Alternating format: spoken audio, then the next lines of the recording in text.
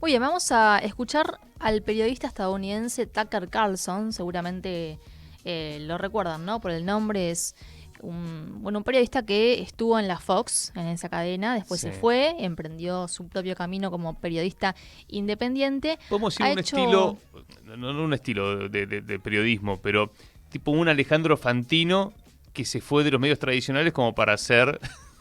Es un montón, ¿no? Lo tiras mucho para abajo. Lo tiro para Claramente. abajo, bueno, también, pero a ver, hablamos de un tipo mediático, no sé quién otro... ¿Es comparable con alguno de aquí de la Argentina? Porque es un periodista muy político, recordemos, es el que le hizo la entrevista a Putin. Claro. La primera entrevista de un periodista norteamericano a Putin, Ujú. y que viene picando fuerte Le y hizo una... sobre todo muy referenciado con Trump, Claro, muy referenciado con Trump. Le hizo también una entrevista a Milei. ¿Te acordás que en su momento los libertarios tal cual. están muy contentos porque, bueno, tiene muchas visualizaciones esa Bueno, entrevista, como todas las entrevistas que hace en realidad este Carson, periodista? y que Porque, aparte las publica sin censura por claro, X.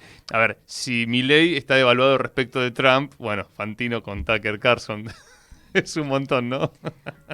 ahí, pero bueno, Pero podría ser era una igual. figura de la Fox que se fue y que empezó a estar en las plataformas. Se fue enojado. A ver, es muy crítico de la institucionalidad estadounidense, Sí. de los manejos, sobre todo es muy crítico con los demócratas y también con los republicanos. Está muy referenciado en Donald Trump y ha logrado, al ser una voz disidente, y aparte sigue mucha gente en Estados Unidos y también en el exterior porque tiene proyección a nivel global. Bueno, hizo entrevistas muy interesantes, habló con Putin, le ha preguntado, Entrevista interesante porque lo dejó hablar. lo dejó hablar, Putin, digamos, contestó todas las preguntas de este periodista que suele, digamos, tener esa libertad para preguntar cualquier cosa. Y fue muy escuchada en Estados Unidos esa entrevista. Y claro, y porque hay un cerco mediático. Vamos a ver qué pasa después ahora con Donald Trump, que habla de la libertad de expresión, si, bueno, empiezan a levantar la censura contra los medios de otros países. Sobre Russia todo Today, contra por ejemplo. Rusia, Sputnik. Que estaba ayer veía que censurado. publicaba que lo censuraron en YouTube y Russia Today un poco mandaba en X. No nos sorprende, ¿no?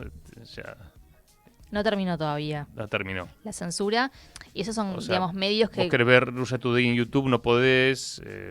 Telesur no, sí. tampoco en Instagram, Tampoco. tampoco en Facebook. Claro. Solamente hoy por hoy, bueno, obviamente, ¿no? Telegram, Twitter, otras plataformas, pero todo lo que depende de Meta, no. Tampoco Y Sputnik. tampoco, no, Sputnik tampoco. Ni Sputnik ni RT. Bueno, vamos a escuchar lo que decía Tucker Carlson. No quiero adelantar nada porque en uno de sus programas, en su canal de YouTube, dijo algo que encendió las alarmas. Y fue esto.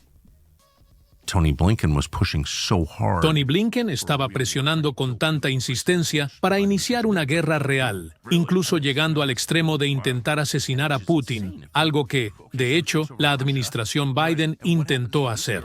Sí, lo intentaron. Increíble, lo cual es una locura total, porque... Piénsalo, ¿quién tomaría el control de Rusia en ese caso? ¿Y qué pasaría con el arsenal nuclear de un país que es tan complejo que incluso los extranjeros tienen dificultades para entenderlo? Quiero decir, tú vives allí. Sabes que es una idea completamente descabellada siquiera considerar algo así. They can't because they're digital. Bueno, no presentó ninguna prueba ni hay una investigación periodística de fondo donde él pueda apoyarse como para decir semejante cosa, ¿no? Que Claro. lo acaban de escuchar, que la administración de Biden, a través de quien fuera el secretario de Estado, Anthony Blinken, intentaron matar a Vladimir Putin. Dijo Carlson: creo que Blinken es tan malvado, tan demostrablemente malvado y también estúpido, que sencillamente veo sus huellas dactilares por todas partes. Sé que en los últimos 2 meses Blinken hizo todo lo posible para acelerar la guerra entre Estados Unidos y Rusia. Eso es cierto, lo hemos visto y lo hemos comentado. Hubo una especie de desesperación de los demócratas para ver si podían equilibrar un poco la balanza. No lograron hacerlo. Y bueno, después llegó Donald Trump. Que Pero Estados Unidos quiera asesinar gente o hacer golpes de Estado no debería sorprender a no nadie. llama la atención, o sea, no pero para bueno, nada. Ahora, sí, en este apuntar contexto, directamente contra Putin hubiese sido también medio suicida, ¿no? En el mundo en el que estamos, pero también sabemos que Estados Unidos, por lo general, suele echar bastante leña al fuego, inclusive cuando tiene que lidiar con potencias nucleares como Rusia, ¿no? Pareciera ser que a veces no hay mucha dimensión de que el mundo puede encaminarse hacia una guerra nuclear. Hubo una respuesta por parte del Kremlin. Al principio habló el portavoz Dmitry Peskov y dijo que los servicios especiales rusos toman permanentemente todas las medidas necesarias para garantizar la seguridad pública y, por supuesto, la seguridad de las personas que están bajo protección del Estado. Y sobre todo, el jefe de Estado. Igualmente ha habido atentados, mataron al ministro de Defensa de Rusia, ¿no? A uno de los generales más importantes Claro. que estaba a cargo del sector de radiológico, De armas químicas. Que lo mataron con ese monopatín.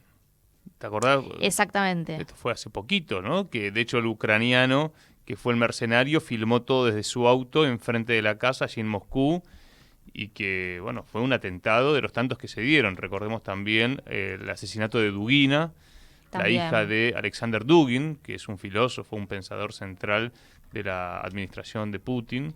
Y aparte Dugina, una comunicadora muy importante en todo lo que es la contrainformación y la disputa cultural e informativa en Argentina. Sí, a atentados nivel mundial. ucranianos, obviamente con cooperación de los servicios secretos estadounidenses. Vos nombrabas a Kirillov. Kirillov fue una de las Kirillov. grandes figuras quien denunció la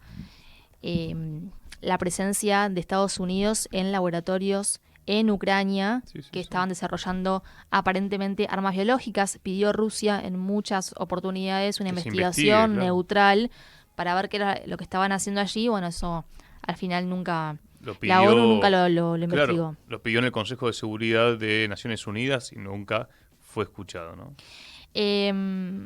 Bueno, es importante remarcar eso porque es cierto que, a ver, hubo algunos fallos, ¿no? en la seguridad rusa, porque si pueden penetrar tu territorio y atacar Claro. a semejante, digamos, cargo dentro de las Fuerzas Armadas, bueno, evidentemente eso los tomó por sorpresa. Y lo que dice Carlson, también hay que entenderlo, me imagino, en ese contexto.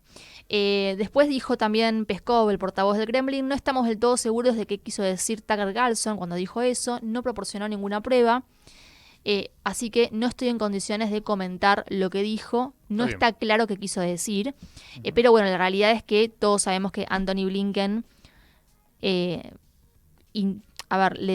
tanto la administración demócrata de Biden como en su momento la de Boris Johnson en el Reino Unido, esto y no lo decimos nosotros, lo dice Rusia. De hecho, es algo que ya está, se filtró a través de medios de comunicación norteamericanos, de New York Times. Reveló, por ejemplo, que no quisieron llegar a un acuerdo de paz cuando Zelensky estaba a nada de poder de terminar de negociar con Putin. Se hubiera terminado la guerra hace un par de años. Bueno, eso no sucedió. Claro, trascendió que Boris Johnson le dijo a Zelensky, no Seguí acuerdes. adelante con Seguí la guerra, te sí. vamos a ayudar, vamos a financiar la guerra y ahí Algo que no Zelensky... sorprende quienes conozcan la historia de Gran Bretaña, ¿no? Totalmente. Bueno, ahora está en una situación muy complicada Zelensky porque con Donald Trump ya, digamos, está... Hay que ver qué pasa igual, no creo que un día para el otro Trump retire el apoyo, como dijo en campaña, pero lo cierto es que, bueno, está cada vez con menos posibilidades, ¿no?, de lograr un acuerdo un tanto beneficioso para Ucrania.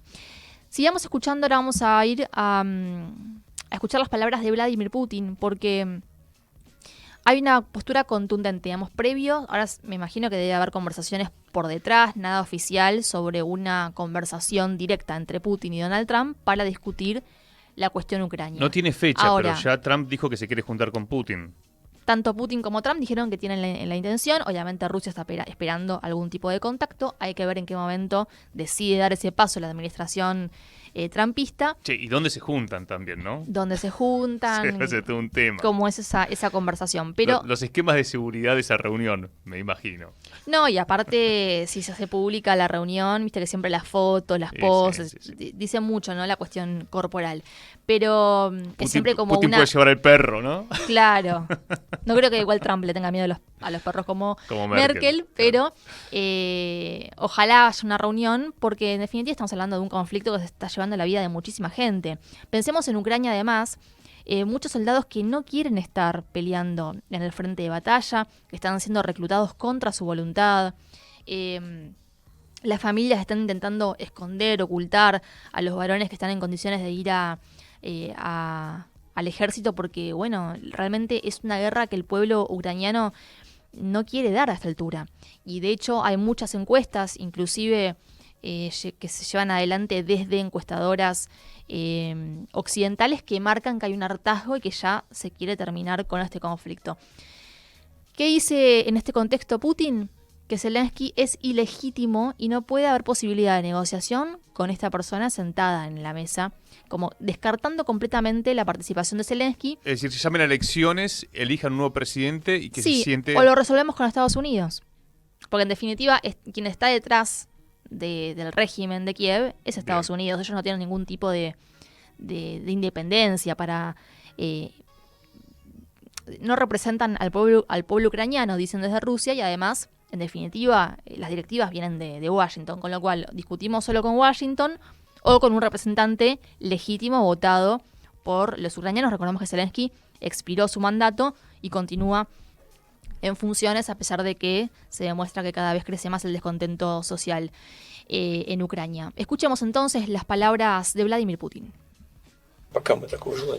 Si los patrocinadores occidentales de Ucrania realmente buscan la paz, el camino es claro. Ya se lo indiqué a Biden. Si hay voluntad, el problema se resolvería rápidamente. Sin embargo, si cesan el financiamiento y los suministros, Ucrania colapsará en 1 o 2 meses, pues su soberanía es prácticamente nula.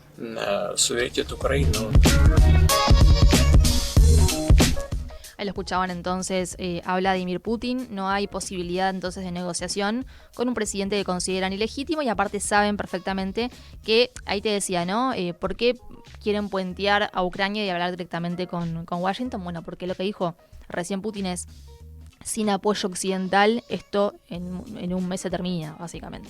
Entonces quienes en realidad tienen el poder como para decidir si esto continúa o no está en Ucrania, está en otro lado. Y ahora vamos a escuchar lo que decía Lavrov, una postura muy crítica respecto de la UNESCO, que es esta organización de las Naciones Unidas para la educación, la ciencia y la cultura, porque hay críticas respecto de que hay una rusofobia en este organismo en particular. Si bien Rusia no se va a retirar de la UNESCO, se encarga, entre otras cosas, son varios puntos, ¿no?, que supuestamente este organismo protege, como por ejemplo la libertad de expresión y la comunicación. Hubo un asesinato de un periodista ruso a principios de enero y también hubo varios periodistas que resultaron heridos de un ataque deliberado por parte de Ucrania contra este equipo de prensa de medios rusos. Uno de ellos murió. No hubo ningún pronunciamiento por parte de la UNESCO, ni ninguna sanción, ni declaración mínima respecto de eso. Es un crimen de guerra, no puedes asesinar. Si bien se puede, evidentemente, constantemente lo vemos en la Franja de Gaza, pero bueno, es el deber de la prensa poder documentar lo que está pasando, porque en definitiva también es el derecho del mundo saber qué es lo que sucede en un conflicto bélico, porque se pueden violar muchos derechos. Bueno, ahí Rusia pidió constantemente la intervención de la UNESCO, en este caso en particular, y no hubo respuesta por parte de este organismo. Escuchemos entonces la postura de Rusia frente a la poca iniciativa que tiene este organismo que depende de Naciones Unidas. El secretariado de la UNESCO, encabezado por Audrey Azoulay, una ciudadana francesa, en realidad sirve a los intereses de aquellos que promueven la exclusión de Rusia, desde su participación en procesos internacionales hasta la cultura, la educación y los valores religiosos. Además, apoya a sus patrocinadores occidentales.